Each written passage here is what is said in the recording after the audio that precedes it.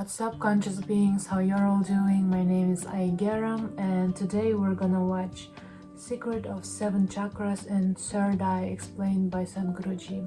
I already watched this video, but I forgot what Sadhguruji said about the chakras, so I'm actually rewatching it, so let's watch it together. The longing to break away is in Vishuddhi, Ajna and Sahasrara. If energies move into Vishuddhi, you can become enormously powerful. If energies move into Sahasrara, simply you're ecstatic. Ajna is called as the third eye. Once your energies touch Ajna, you are intellectually realized. Third eye has been elaborately established as an energy form.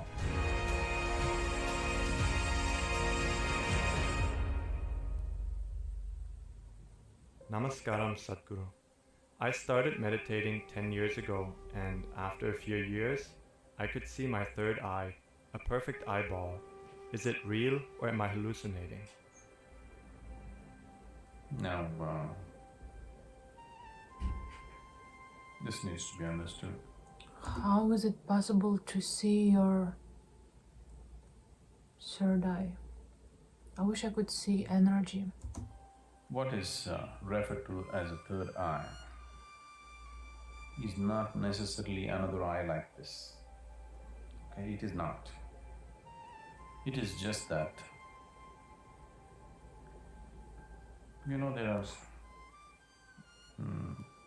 okay. In the pranic system, we talked about the 72,000 nadis. These 72,000 nadis have 114 important junction points in the body. How does Sadhguruji know that there's exactly like that many nadis? Or was it ever mentioned somewhere, written, or I don't know? Like in this building, electrical systems are running, there are many junction points where major meeting of connections are happening. There are 114 junction points in the body. Generally, these are referred to as chakras. The word chakra literally means a wheel. But these are not in the form of circles or wheels. They always meet in the form of a triangle. The nadis always meet in the form of a triangle. And So the whole confusing. yogic system depends on what you do with them. So out of this 114, 7 are held as the major junction points. So these are the 7 chakras that everybody's normally talking about. They are located in certain parts of your body. These are Mooladhara, Swadhisthana. I feel like my chakras, some of them are blocked. I don't feel joyful lately. Manipuraka, Anahata, Vishuddhi, Ajna, Sahasrara. Mooladhara means the foundation. This is a center which is physically or physiologically, it is located between your anal outlet and your genital organ. It's called the perineum medically. If your energies are dominant in your Mooladhara, food and sleep will be the 2 major qualities of your life. I think this is where I am right now. Food and sleep. And also, I'm curious, like, why this energy system is like this, composed like this, structure. They will be the most important factors in your life, food and sleep. If your energies are dominant in your Swadhisthana, which is located just above your genital organ, here you will be a pleasure seeker. Pleasure does not necessarily mean sex and things like that. You are somebody who wants to enjoy the world. That's dominant in you. So a person who is a pleasure seeker, he lives little more intensely than a person who is living just for food and sleep. Yes? So these are just different levels of intensities of life. As the intensity increases, Your ability to experience different dimensions of life moves from one area of life to another. If your energies move into Manipuraka, or if they're more dominant in Manipuraka, you are a doer in the world. You want to do things. Maybe you're a businessman, maybe you're a politician or something where a lot of doing is needed, You're a doer. If energies move into Anahata, this is the creative center, you become a creative person. This is where I wanna be. Maybe you're an artist, or at least you have tendencies. Maybe you didn't make it in the Hollywood, but you want to create more than simply eating and sleeping or seeking pleasure outside. You would like to do something. There is creativity in you. A person, let's say an artist, generally their lives may be considered a little freaky for other people, but they experience life little more intensely than, let's say, a businessman. Yes? It's a different level of intensity. The word anahata means unstruck. This is the unstruck sound. This is a meeting between the lower and the higher. All your survival instincts are in the lower three chakras. Self-preservation. Yes, I'm in survival and in flight or fight or flight response. Is in Manipuraka, Swadhisthana and Muladhara. The longing to break away from all this and go away beyond is in Vishuddhi, Agna and Sahasrara. Anahata is the meeting point. So Anahata, the symbolism is two triangles meeting. You've seen that the Star of David, everything comes from Anahata. Okay, that is the symbol for Anahata. Two upward moving and downward moving triangles meeting because these are two different dimensions of life. One is catering to self-preservation, another is catering to the longing to go beyond. In your head and your heart, you have longings to go beyond, but in your body, you have longings to preserve. So, if energies move into Vishuddhi, it's a power center, you can become enormously powerful. Very powerful individuals. When I say power, not necessarily physical or financial or something, people can be powerful in so many ways. Just a very… I wonder what it's like to be powerful. Like, does Vishuddhi get activated if you use your voice a lot? Where they stand, some people are powerful, some people are not, isn't it? Yes? So you don't have to do any action.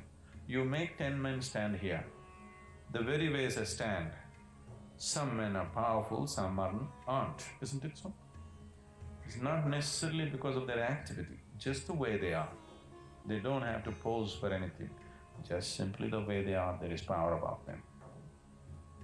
If your energies move into Agna, you are intellectually realized, you see things clearly, you see everything the way it is. Once you begin to see everything the way it is, you are at peace. So Agna is called as the third eye because you see things the way they are.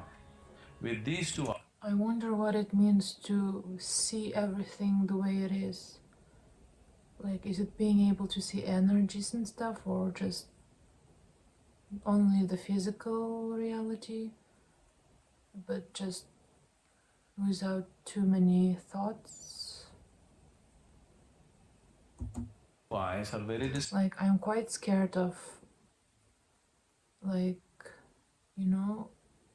if someday I'm gonna be able to see energies, I'm scared that I'm gonna start seeing spirits, especially like dark spirits, demons. It's so scary. deceptive. They make you see things the way it is necessary for your survival. They don't allow you to see everything the way it is. Once your energies touch Agna, now you're seeing things the way they are, everything the way it is. Now, that is why it is referred to as a third eye. Sahasrara is the seventh chakra that is not in the body, just outside the body. But most people, it is dormant, it is not active. If some sadhana comes into your life, if you activate it in a certain way, or because of a very intense way of living, it can become active. If energies move into Sahasrara, you will become unexplainably, unreasonably ecstatic.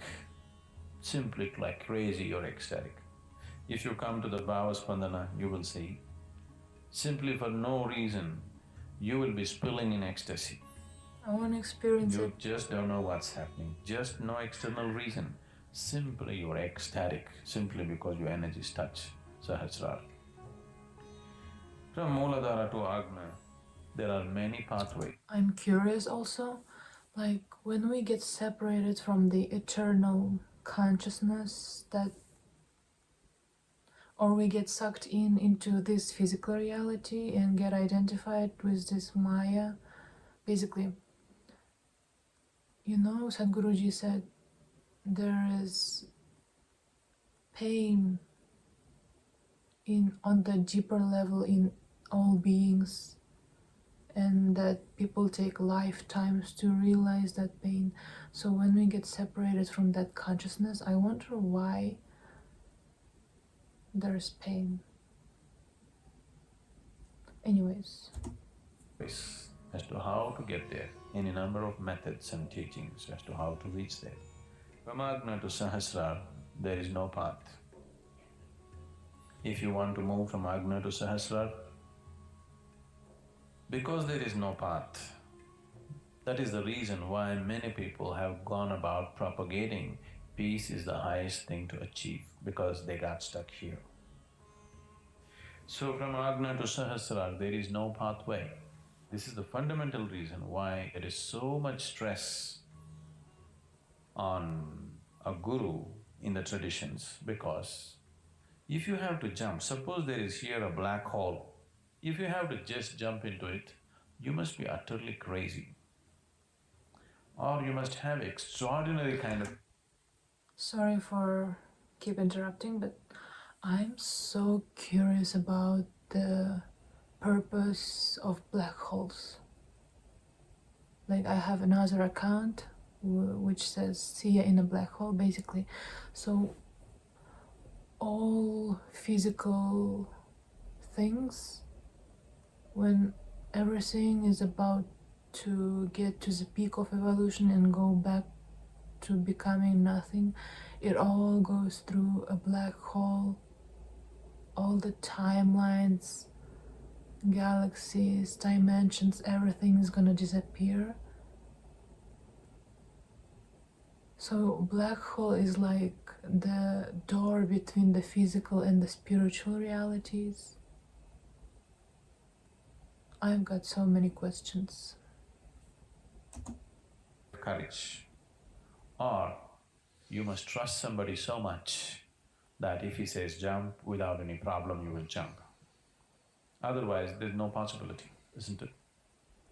Because that possibility is not there for many people, that's the reason why they have concluded peace is the ultimate thing, because they got stuck here. They wouldn't go up. About seeing a form of an eye is simply because certain systems of practices made a whole imagery about it. These images were not just drawn on paper, they established forms of it. This is a whole science by itself. In India, this is called as the science of consecration. In the yogic traditions, this science of consecration can be taken to such peaks. Any form you want, you can consecrate it and make it a reality. Right now, let us say I want a fierce dragon established energy-wise. Now, I will establish a temple for a dragon. And if you go there, you have a deep experience of the dragon, because the energy form of the dragon is like alive, like a real thing.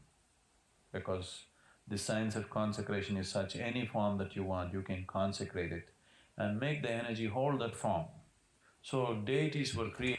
So everything in this existence was manifested by energy. So I was manifested too? Just kidding. I wonder, anyways. Created for different purposes, whichever kind of form they wanted, they created it. So like this, people created... Actually, I want to mention, when I was a child, a younger, there's always so many terrible stuff happening among human societies on this planet. Like, they show it on the news all the time.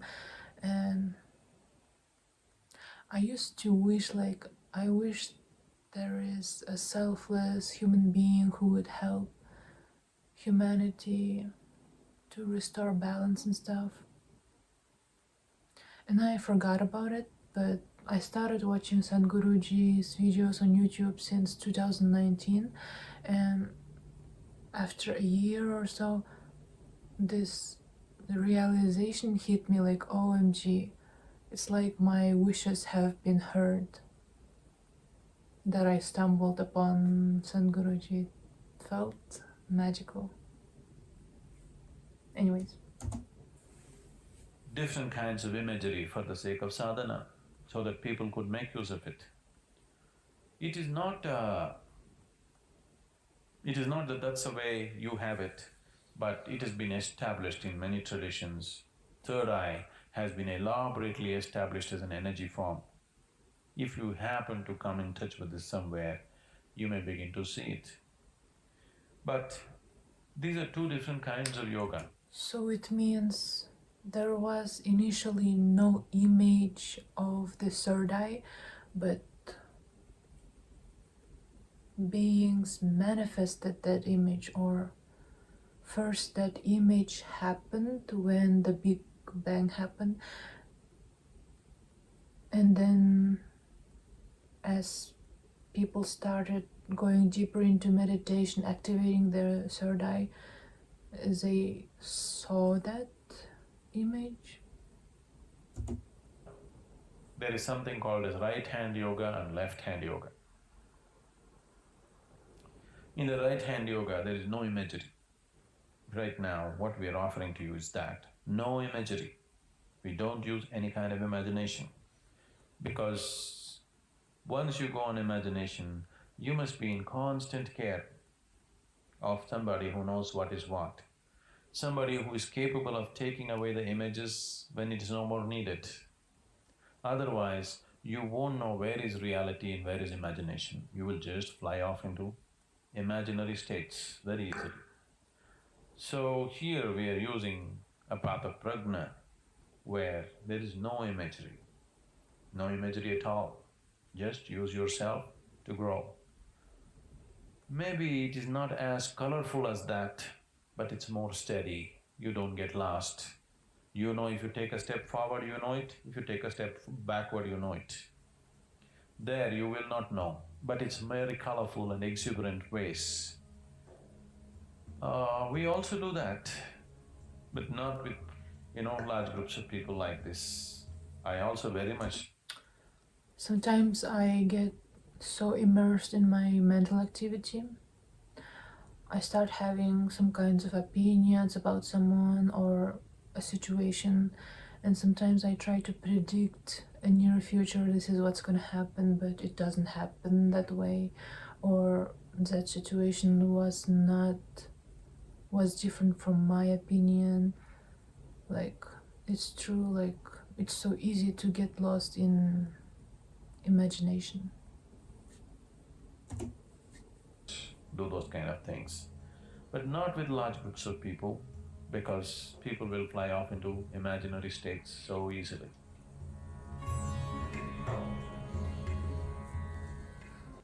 Guys, as always, so much wisdom, knowledge coming from such a powerful human being, and I'm so happy that I was born during this lifetime when Sadhguruji is alive in a human body, because it's literally such a rare occurrence, I think, for enlightened, powerful beings to be active socially. Anyways, I gotta practice Shambhavi Mahamudra Kriya now, to stop identifying with my thought process and to go beyond the physical. Anyways, I don't know how this life works. Everything is a mystery to me. I learn something new every day, which is crazy.